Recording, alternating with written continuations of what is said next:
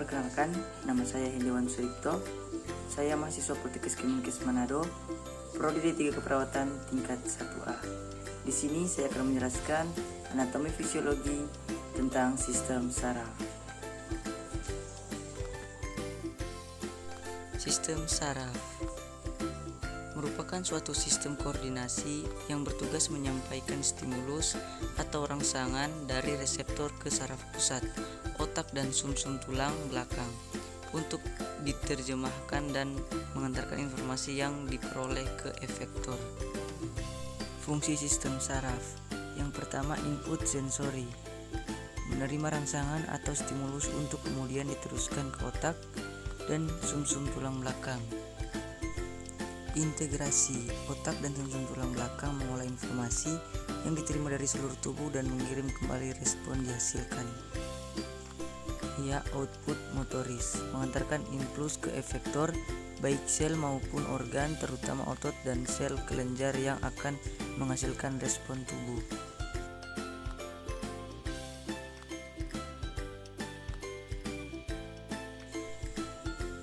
Sistem saraf terdiri dari dua bagian utama. Yang pertama, sistem saraf pusat. Yang kedua, sistem saraf tepi.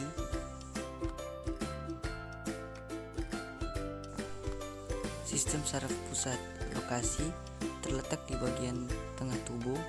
Yang kedua, terdiri dari otak dan sumsum tulang belakang.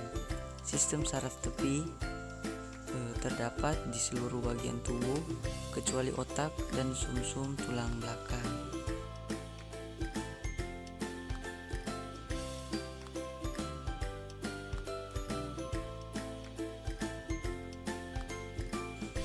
Masih pada sistem saraf. Sistem saraf dibangun oleh jaringan saraf.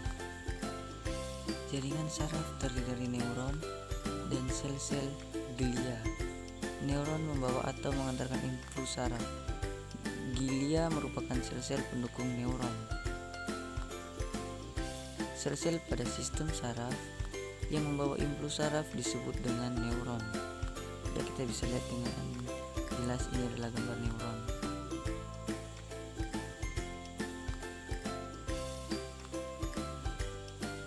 Kita masuk pada struktur neuron.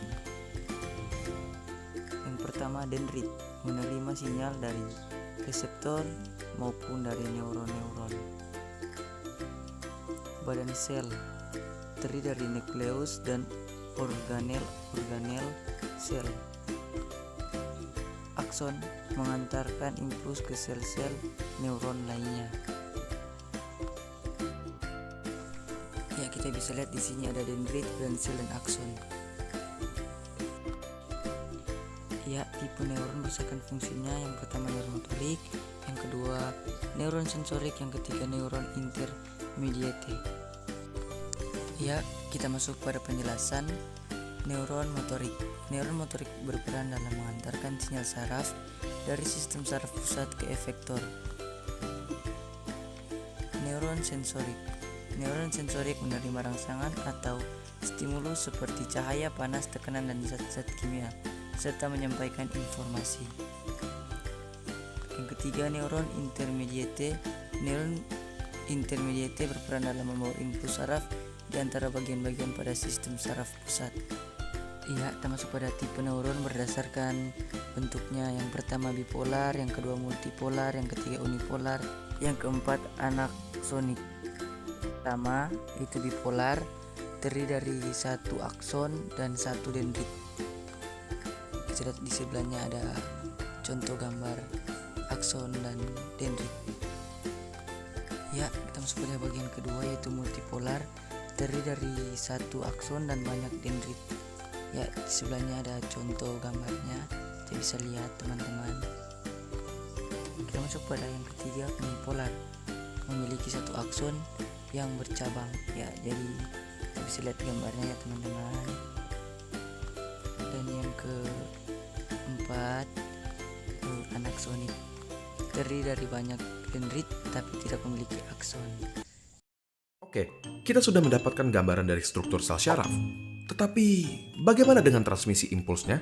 Bagaimana caranya otak kita menyuruh jempol kita misalnya untuk bergerak?